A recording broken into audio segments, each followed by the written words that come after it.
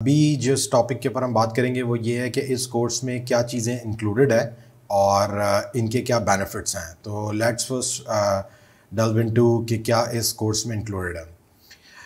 तो इस कोर्स का जो ऑब्जेक्टिव है वो ये है कि आपने ना सिर्फ ये कि डिजिटल मार्केटिंग या फेसबुक मार्केटिंग को सीखना है और समझना है, बल्कि साथ में उसकी जो बिज़नेस इम्प्लीमेंटेशन है उसको भी आपने समझना है। तो starting with the first thing is कि आपने मार्केट की रिसर्च किस तरह होगी, क्या तरीक़ाकार है, किस तरह से आपने मार्केट को रिसर्च करना है, कहाँ पर आपने अपॉर्चुनिटी को आइडेंटिफाई करना है, किस किस्म की प्रोडक्ट को सिलेक्ट करना है। क्योंकि रिमेंबर दैट कि आप कोई भी डिजिटल मार्केटिंग जब किसी भी चीज़ की शुरू करते हैं, चाहे वो प्रोडक्ट है या सर्विस है, तो इट डिपेंड्स अ लॉट कि आपकी प्रोडक्ट या सर्विस किस किस्म की है और आपकी सिलेक्शन किस तरह की है। अगर आपकी प्रोडक्ट में दम है, अगर आपकी प्रोडक्ट अच्छी है, अगर आपकी सर्विस ऐसी है जिसके अंदर प्रॉफिट मार्जिन्स अच्छे हैं, जिसके अंदर आप वैल्यू प्रोवाइड कर सकते हैं और जिसके ऊपर आपकी अपनी अच्छी ग्रास्प है, जिसकी सोर्सिंग अच्छी है, तो वो डेफिनेटली उसकी डिजिटल मार्केटिंग में वो आपको मदद करेगा। बहुत सारी जगहों पे ये देखने में आता है कि लोग डिजिटल मार्केटिंग सीख लेते हैं, फेसबुक के टूल को चलाना सीख लेते हैं, गूगल एडवर्ड्स को चलाना सीख लेते हैं, सर्च इंजन ऑप्टिमाइजेशन के थ्रू ट्रैफिक को लाना समझ लेते हैं, लेकिन बिज़नेस के प्रिंसिपल्स को ना पता होने की वजह से उन चीज़ों को उस तरीके से इम्प्लीमेंट नहीं कर पाते। तो वेदर के आप क्या कहते हैं, कोई फ्रीलांसर हैं जो कि इन स्किल्स को अक्वायर करना चाह रहे हैं ताकि दूसरों को ये सर्विसेज प्रोवाइड करें, या फिर आप कोई बिज़नेस ओनर हैं जो कि बिज़नेस को स्टार्ट करना चाह रहे हैं, अपने एग्जिस्टिंग बिज़नेस को आगे बूस्ट करना चाह रहे हैं, या फिर आप कोई नए बिज़नेस को स्टार्ट करना चाह रहे हैं, इन तीनों सूरतों में आपके लिए मार्केट को रिसर्च करना और प्रोडक्ट की सिलेक्शन को समझना इंतहाई ज़रूरी है। इसी तरीके से एक इंतहाई इंपॉर्टेंट फैक्टर हम डिस्कस करेंगे जिसमें सेल्स प्राइस है, कि आपकी प्रोडक्ट को आपने सेल किस तरह, किस प्राइस पे करना है। क्योंकि प्रॉफिट मार्जिन्स की भी एक साइंस है, आपने कितने प्रॉफिट मार्जिन रखने हैं, ज़्यादा रखने हैं, कम रखने हैं, 20% रखना है, 30% रखना है कॉस्ट के ऊपर, किस तरीके से आपने अपने प्रॉफिट्स को रखना है और किस तरह क्या सेल प्राइस आपने मार्केट के अंदर रखनी है और उसको किस तरह से अपनी प्रोडक्ट को पोजीशन करना है। इसी तरीके से बिज़नेस को ओवरऑल समझना कि जिस प्रोडक्ट को आप बेच रहे हैं उसकी मार्केट क्या है, उसका बिज़नेस क्या है, उसके कॉम्पिटिटर्स क्या हैं और उसकी ऑडियंस जिसको आप टारगेट कर रहे हैं उस ऑडियंस की सिलेक्शन किस तरह से होगी। अगर आपको ये नहीं पता होगा कि आपने जिस प्रोडक्ट को आप क्या कहते हैं मार्केट करना चाह रहे हैं उस प्रोडक्ट के लेने वाले ख़रीदार कौन है और उसकी ऑडियंस किस तरह सेलेक्ट होगी, तो आप अपनी प्रोडक्ट को सही से पोजीशन नहीं कर पाएंगे। तो digital marketing is all about understanding the business, creating the right fit और फिर आपने उसको मार्केटिंग के हिसाब से उन टूल्स को यूटिलाइज़ करना है। लेकिन अगर आपकी बिज़नेस की अंडरस्टैंडिंग नहीं होगी तो आप इन एक्सपर्टीज़ को सही से यूटिलाइज़ नहीं कर पाएंगे। तो इट्स वेरी मच नेसेसरी कि आप बिज़नेस को समझें, आप ये समझें कि आपकी प्रोडक्ट क्या है, आप ये समझें कि आपकी टारगेट ऑडियंस क्या है और बिज़नेस के प्रिंसिपल्स पे करें। तो एक इनिशियल जो चंक है हमारी मार्केटिंग इस पूरी ट्रेनिंग का, उसके अंदर हम आपको इन तमाम चीज़ों से गाइड करेंगे ताकि आप एज अ फ्रीलांसर अगर किसी को सर्विसेज प्रोवाइड कर रहे हैं तो भी आपको पता हो कि मैंने किस तरह की प्रोडक्ट को सिलेक्ट करना है। अगर आपको कोई कंपनी बोलती है कि ठीक है जी आप हमारी सर्विसेज सेल करें या आप हमारी प्रोडक्ट्स को सेल करें, तो आपने उनकी किस तरह की प्रोडक्ट को सिलेक्ट करना है और उनके बिज़नेस को किस तरह पोजीशन करना है। अगर आपको ये सब कुछ नहीं पता होगा तो ये टूल्स तो आपके किसी फ़ायदे के नहीं है, चाहे वो फेसबुक हो, चाहे वो गूगल एडवर्ड्स हो या फिर और मल्टीपल टूल्स मार्केटिंग के जो अवेलेबल हैं। तो टारगेट ऑडियंस के साथ साथ फिर आपने भी समझना है कि आपका नेट प्रॉफिट क्या होगा, आपके नेट मार्जिन्स क्या होते हैं, आपका रिटर्न ऑन इन्वेस्टमेंट क्या होगा, आपका रिटर्न ऑन एवरेज स्पेंड क्या होना चाहिए, उसकी क्या वैल्यू है, कहाँ वो काम आता है, आपकी कॉस्ट पर लीड किसे कहते हैं, कॉस्ट पर एक्विजिशन क्या होती है, कॉस्ट पर कन्वर्जन क्या होती है। तो ये सारी चीज़ें। फिर इसके साथ साथ बेसिक बिजनेस का एग्जीक्यूशन प्लान क्या है, आपने किस तरीके से इस बिज़नेस को लॉन्च करना है।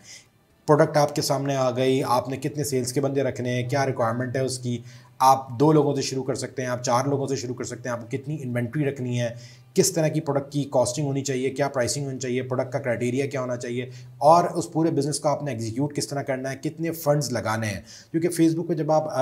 पैसे लगा रहे होते हैं तो वो आपके 100-200 रुपये, 500 रुपये से लेकर आप मिलियंस के अंदर वो पैसे लगा सकते हैं। तो आपके लिए तरीकाकार क्या है, कितने पैसों से आपने शुरू करना है, क्या आपकी एक्सपेक्टेशंस हैं, एक बेसिक जनरल बिजनेस का जो प्रोसेस है या बिजनेस का जो एग्जीक्यूशन प्लान है वो आपके सामने होना चाहिए इससे पहले कि आप अपनी मार्केटिंग की स्ट्रेटजी लगाएं और आप अपने फेसबुक या किसी दूसरे चैनल के थ्रू सेल करना शुरू करें या अपनी प्रोडक्ट को सामने लेकर आएँ। तो आपने इन चीज़ों को भी समझना है कि आपका बेसिक बिजनेस एग्जीक्यूशन प्लान क्या है। फिर हमें एक इंतहाई इंपॉर्टेंट और इंटीग्रल पार्ट है कि आपके लैंडिंग पेज और वेबसाइट किस तरह की होनी चाहिए, किस तरह बनेगी, क्या तरीकाकार होगा, क्या आप बैकएंड पर टेक्नोलॉजी यूज़ करेंगे होस्टिंग के हवाले से क्या तरतीब होती है, डोमेन नेम्स क्या होते हैं, किस तरीके से आपने अपनी वेबसाइट को सेटअप करना है, लैंडिंग पेजेस क्या होते हैं, उसकी क्या इंपॉर्टेंस होती है, किस तरह आपने एक ऐसा लैंडिंग पेज कन्वर्ट करना है कि कस्टमर जब आपके वेबसाइट पे आएँ तो आपकी प्रोडक्ट परचेज कर सकें या आपकी सर्विसेज को ख़रीद सकें।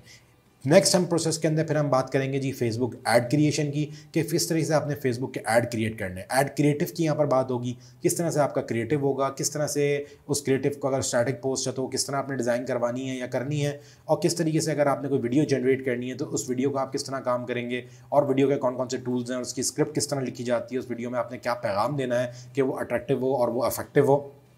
तो हम फेसबुक के ऐड क्रिएटिव्स की बात भी करेंगे। नेक्स्ट फिर हम बात करेंगे जी कि आपने फेसबुक का अपना पेज किस तरह से सेटअप करना है। आपका फेसबुक का जो पेज है वो जाहिर सी बात है आपकी एक दुकान है जिस पे आप का कस्टमर आएगा, आपके फेसबुक पेज को भी देखेगा और आपकी वेबसाइट को भी देखेगा। तो आपने अपने फेसबुक के पेज को किस तरह सेट करना है और क्या ही तरतीब हो सकती है कि आप ऑर्गेनिकली भी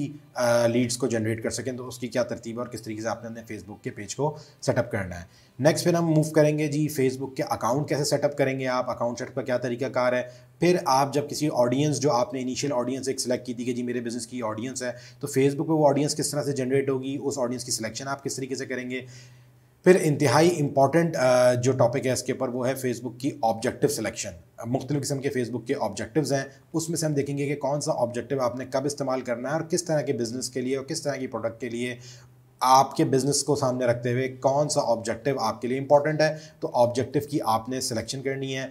इसके अंदर सबसे ज़्यादा जो हम इंपॉर्टेंट मोस्ट ऑब्जेक्टिव है, जो सबसे ज़्यादा डिफिकल्ट होता है या कहने को जो सबसे ज़्यादा टेक्निकल है, वो कन्वर्जन बेस्ड ऑब्जेक्टिव है। उसको किस तरह यूटिलाइज़ करना है, उससे आपने वो कैंपेन किस तरह सेटअप करनी है, पिक्सल किस तरह सेटअप होगा, कस्टम कन्वर्जन किस तरह सेटअप होगी, फिर आपने उस कन्वर्जन की ट्रैकिंग कैसे करनी है, फिर आपने बजट को कैसे सेटअप करना है, और साथ में फिर जाहिर सी बात है जब आपकी कैंपेन लॉन्च हो जाएगी तो आपने उस कैंपेन को स्केल कैसे करना है। क्योंकि इनिशियली आप एक कैंपेन जब लॉन्च करेंगे तो वो एक कम बजट के ऊपर आपको जो है वो लीड जनरेट करके दे रही होगी। फिर आपने उस बजट को स्केल करना होगा, तो आहिस्ता आहिस्ता आपने उसको स्केल करना है। क्या तरीक़ाकार होता है स्केलिंग का, फेसबुक की स्केलिंग एक